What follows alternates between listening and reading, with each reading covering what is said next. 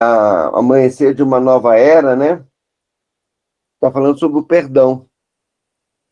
E tem um médium, né, que está cuidando de uma moça que está sendo afortunada, né? Está sendo. Tem um espírito que está como. Como é que fala? Que está subsidiando. Como é que é? Fala, o Silvio. Está Obsidiando. subsidiando ela, né? Para vingança de vidas passadas, né?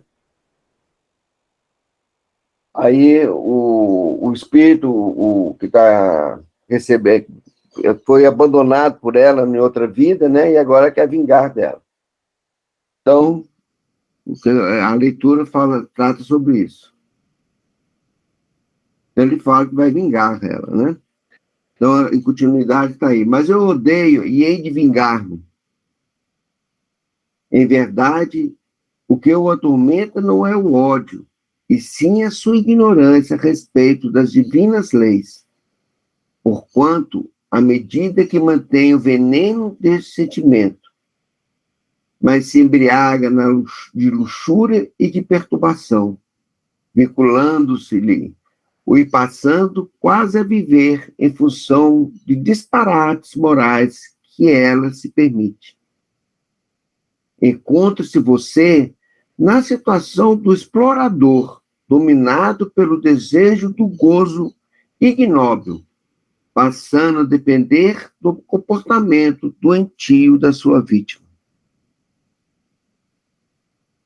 Já é chegado o momento de mudar o foco da sua aspiração para o encontro com a felicidade. Afinal, todo esse período passado fez-se se caracterizar pelo seu sofrimento, que pareceu não ter fim. Raia o momento da sua libertação das amarras constritoras das paixões inditosas.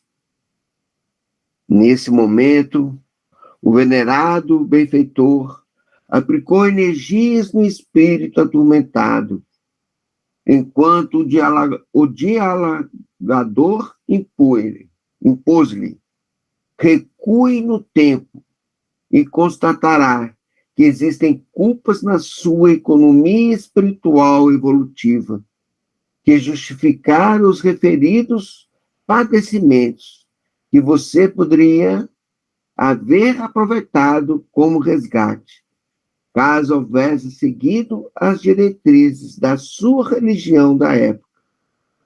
Perdão e misericórdia para com a infeliz, conforme Jesus aplicou em relação à mulher adúltera, narrada no Evangelho. Porque a indução psicoterapêutica prosseguisse, o comunicante começou a acontecer-se mais nos fluidos da médium, e contemplando cenas de terrível conteúdo, começou a pedir socorro, sucumbindo ante os arquivos dos acontecimentos inditosos que lhe assimilavam uma das mais recentes existências transatas. Não pode ser comigo o que se passa. O que estou vendo? Exclamou aterrorizado. Exatamente, meu irmão. Refere-se a você o que ora enxerga, proveniente dos arquivos da sua memória ancestral. O que você praticou de cruel tornar-se-lhe sementeira de desdita que lhe cumpria resgatar. O orgulho machista, porém, o temperamento rebelde e o egoísmo doentio não lhe permitiram assimilar a dor que se lhe acercou, deixando o filhinho desencarnar por indiferença. Você reclama da mulher que fugiu do santuário doméstico, acusando-a de responsável pela morte das duas crianças, sendo que você, afogando-se na mágoa, também olvidou-se de oferecer aos jovenzinhos solitários e infelizes o apoio de que eles necessitavam no momento que se tornavam órfãos de mãe viva. Ninguém pode erguer a clava da justiça contra os outros, porque igualmente encontra-se em curso em terríveis compromissos, que são sempre os geradores das situações deploráveis que acontecem. Observe bem a insânia de que foi portador, a prepotência perversa que lhe assinalou a existência, e esqueça-se da postura de vítima, considerando que outros, por sua vez, experimentaram-lhe a impiedade, tornando-se-lhe vitimados pela sua indiferença e crueldade. Concentrado profundamente, Marcelo percebia os quadros evocados pela memória ancestral do comunicante sob a ação da força regressiva imposta pelo abençoado Dr. Bezerra. Transcorridos alguns minutos, demonstrando exaustão, o inditoso perguntou: "E agora, o que me sucederá?" "O amor de Deus não tem dimensão", respondeu-lhe o psicoterapeuta espiritual. "Você será encaminhado a uma comunidade espiritual na condição de enfermo, onde receberá conveniente tratamento, renovando-se e adaptando-se ao novo comportamento, deixando a nossa irmã inditosa prosseguir conforme estabelece a lei de causa e efeito." Rômulo, essa parte que você leu eu achei muito, muito, muito interessante, né? Que mostra, ele descreve, né, a causa e efeito, né, como uma coisa que a gente não tem como fugir, né? Mesmo que a gente reconheça, se arrependa, a gente tem que resgatar os deslizes que a gente comete, né, em algum momento. Isso pode vir de uma forma mais dura ou mais leve, né, mas a gente nunca deixa de resgatar, de ter que passar por uma situação que realmente comprove que a gente aprendeu o ensinamento.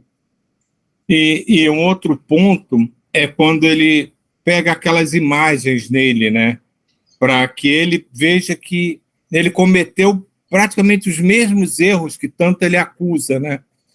E isso é para a gente se lembrar, né, uma coisa que a gente já se falou muito, o Ismael já falou muito disso, né, que as nossas atitudes, nossos pensamentos, os nossos atos, eles ficam gravados eternamente no nosso campo de memória. Eles estão sempre lá.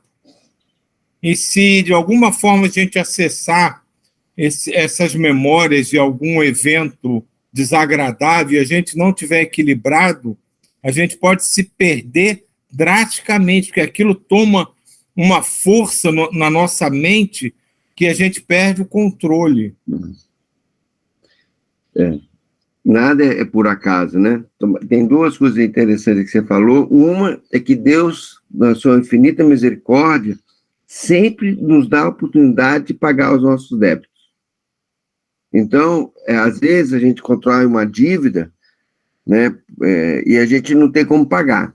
A gente fala que não tem. Sempre vai ter condições de pagar, né? Então, a gente sempre pode reaver os nossos erros, pedir o perdão e pagar, né?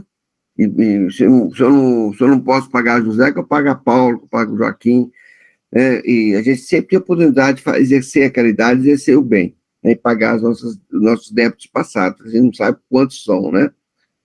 Então, mas não perder a oportunidade aqui, né, que a gente está nessa vida aqui agora, de estar atento e estar sempre agindo.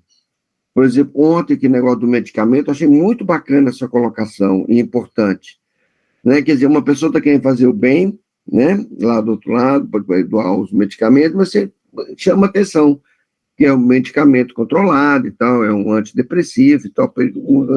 O medicamento não pode ser tomado assim aleatoriamente. Quer dizer, a gente sempre pode servir e estar atento, né?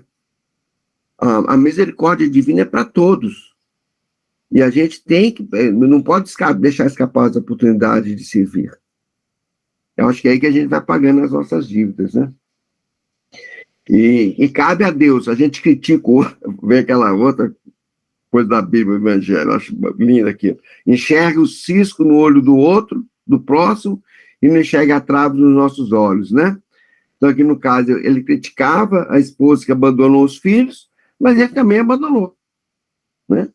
Se justificando que já que a mãe abandonou, então ele abandonou também. Cometeu um erro maior ainda, né? Esse ponto você levantou, né? Infelizmente, né? É uma coisa que a gente ainda carrega, né? Com muito apego, né? Essa coisa de sentar o pau nos outros, mas não olhar o umbigo, né? Isso aí ainda faz parte de 90% das nossas células. Nosso ego, né? O nosso ego, a gente é bom, o outro que é ruim, né? A gente está certo, o outro está errado. Sempre é o ego. Fala aí, Glaucinho. Sem justificar, né? Mas a intenção foi boa, né? Porque os remédios estavam. Sim, você pôs no caminho e o Silvio também pôs no caminho.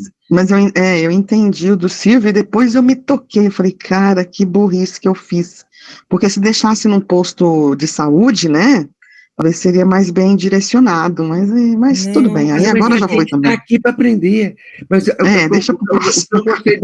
Olha que atitude. Você fez uma atitude de amor, né? Que uma atitude vai descer, então, e o Silvio, lá do Rio de Janeiro, foi te ajudar. E eu entendi. Eu falei, ai meu Deus, e depois que eu coloquei, eu falei, caramba, é mesmo. Que realmente ele é. Na verdade, não é nem o ato de você doar, não, porque isso aí é um troço muito bacana, porque tem pessoas que precisam dessas medicações e às vezes não têm acesso. A minha preocupação é postar isso nessas mídias sociais, porque isso toma uma repercussão. Você vê que a coisa, você joga numa mídia dessas sociais e de repente todo mundo já viu. E como é um remédio controlado, daqui a pouco alguém vai comentando, alguém pega esse post Silvio, e se eu te falar que mais de 10 pessoas pediram o remédio? Aqui que eu coloquei no condomínio aqui, né? No grupo do condomínio. Mais de 10 pessoas vieram atrás de mim.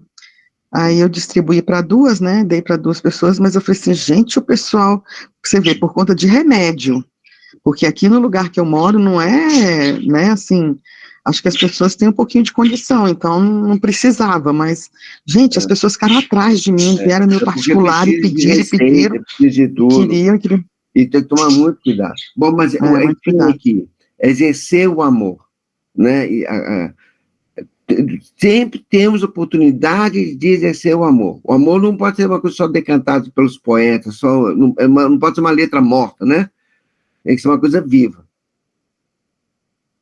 O amor de Deus não tem dimensão, respondeu o psicoterapeuta espiritual.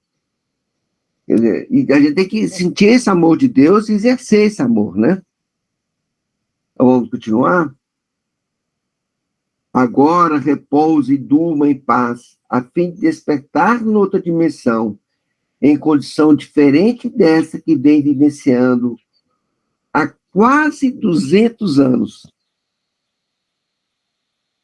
aplicando energias calmantes na médium que alcançavam o espírito, vimos-lo adormecer profundamente, sendo desligado e conduzido em maca ao lugar próprio para posterior remoção. Dona Celestina recobrou a lucidez, aureolada por vibrações de harmonia, desfrutando de excelente equilíbrio psíquico e emocional. O benfeitor resultante, com a primeira fase da atividade socorrista, convidou-nos a seguir a sala onde, naquele momento, a jovem buscava o expositor para pedir-lhe orientação. Havia um expressivo número de pacientes que esperavam com tranquilidade a sua vez, sendo chamados em ordem, no momento próprio, por um cooperador que se utilizava de uma lista adrede elaborada. A visitante sentia-se emocionalmente dominada por um estranho bem-estar que não experimentava desde há muito tempo. Não sabia que se havia libertado da constrição doentia do perseguidor. Essa palavra que eu queria lembrar no início, era perseguidor. Sem mesmo poder identificar o fenômeno obsessivo de que era vítima. Logo sentou-se para ser atendida. Passou a respirar a psicosfera que se exteriorizava do trabalho de Jesus, que a recebeu com visível simpatia, muito diferente de como era aceita onde se apresentava.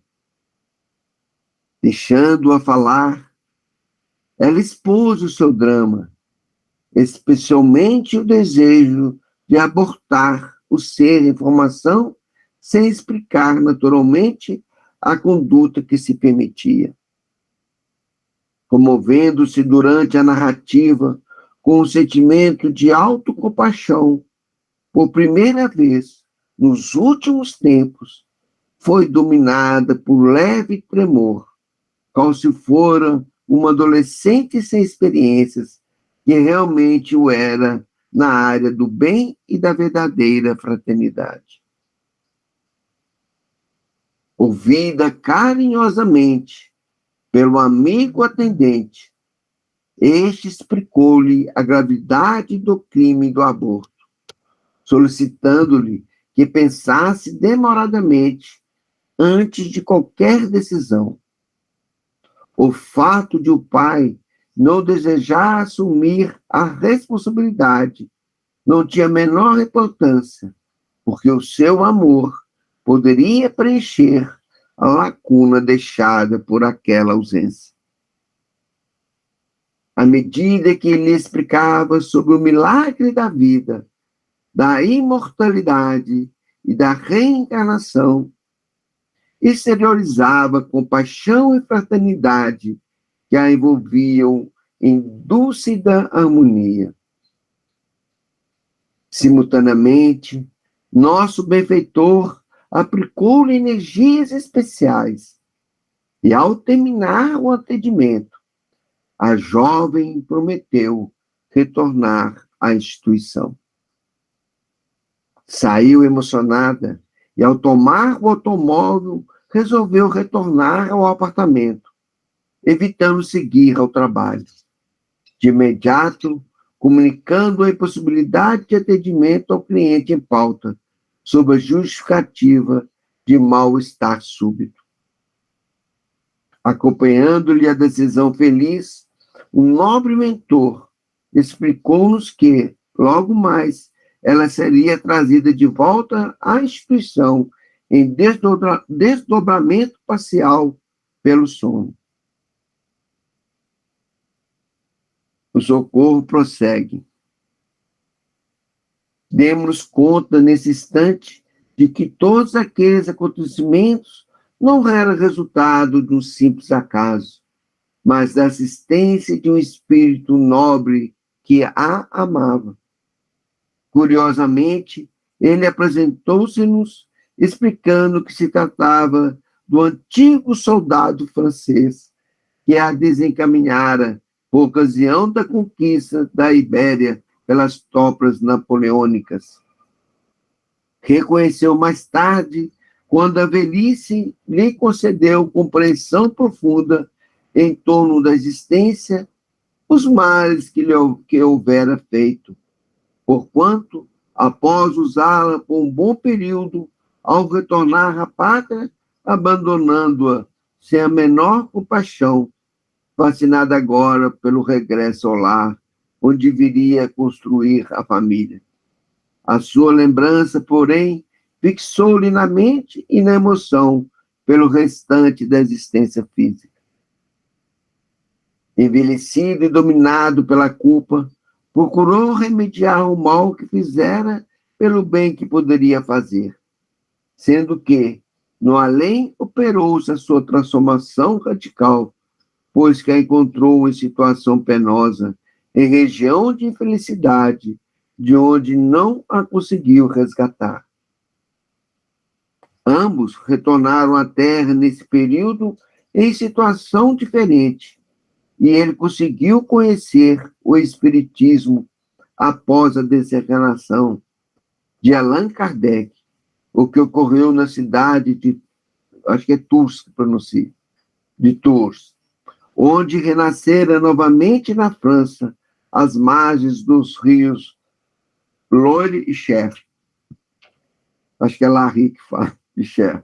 Onde conviveu com o apóstolo Leon de Denis, havendo participado de inúmeras reuniões com o emérito escritor nascido na aldeia de Fogue, nas vizinhanças de Tours, e desencarnado naquela cidade de Honoré de Balzac.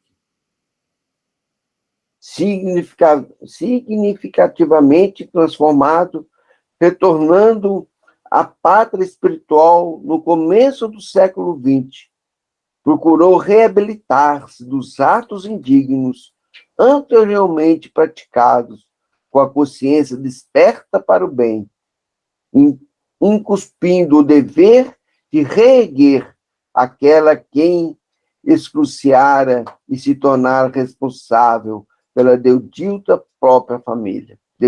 da própria família. Chamara-se, durante a última existência, Felipe, mantendo-se discreto e tentando, sob todos os meios possíveis, auxiliar a antiga vítima, procurando detê-la na rampa do erro e dos compromissos infelizes. Participava da equipe que trabalhava na Sociedade Espírita Amor e Caridade, e tomando conhecimento das atividades que seriam desenvolvidas no período em que ali nos encontraríamos,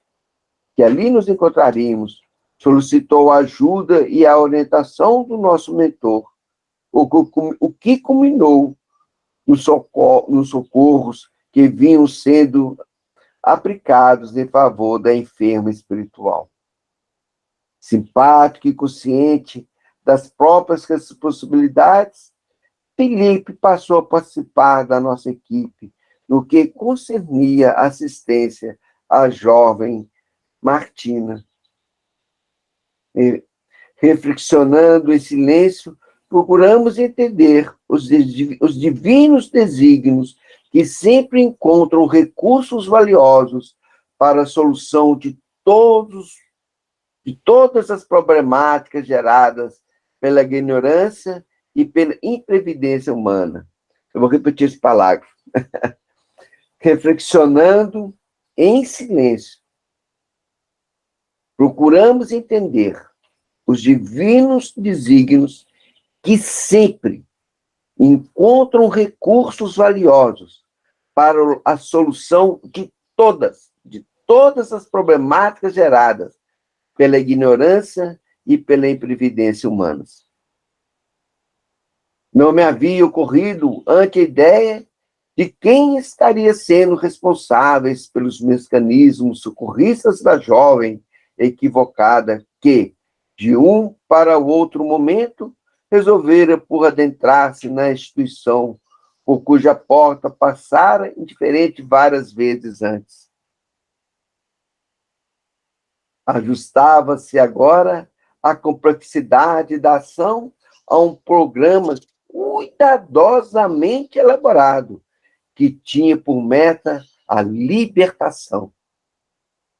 Retornando à sala mediúnica, acompanhamos outras comunicações espirituais atormentadas, sempre aprendendo as técnicas da compaixão e da misericórdia que ali eram aplicadas, em detrimento de debates inúteis, recheados de palavras pomposas e vazias, que não atendiam aos dramas e aos apelos dos sofredores. A terapia espírita, oferecida aos desencarnados, em desespero, difere de tudo quanto se aplica aos enfermos encarnados. A situação de ambos é muito diversa, pois que todos os seus padecimentos estão impressos no perispírito, que registra as ações e os seus efeitos, necessitando de vibrações generosas de amor e de caridade para serem diluídas mediante novas fixações emocionais. As palavras, naturalmente, auxiliam no despertamento das aflições. No entanto, com mais eficiência, quando carregadas de compaixão e de entendimento fraternal, sem reprimendas, nem imposições pretensiosas de quem deseja doutrinar, convencer ou modificar. O trabalho é de socorro e não de domínio das mentes e dos sentimentos dos enfermos espirituais. Gente, que rica leitura, hein? O Silvio falou aí agora. Esse parágrafo aí, depois a gente vai ter que ler de novo. Eu também acho. Muito bom, nossa, esse aí. É maravilhoso. Aliás, acho que tinha que ler todo dia. Muito bom, muito explicativo. E fala que da terapia espírita oferecida aos desencarnados, fala o caminho, e o caminho da compaixão, da misericórdia, não de condenar, não de pôr o dedo na ferida, mas de acolher, de compreender, de amar, de aceitar, né? Gente, que rica leitura. É muito bonito, né? Ver que o agente do início da recuperação dela é o próprio agente da queda dela, né? Sim. E ele envelheceu e viu o erro que ele cometeu e quis reparar. A gente falou, Deus não dá sempre oportunidade, gente. Oportunidade de reparar. Sempre. Sempre. Assim, Deus sempre nos dá oportunidade.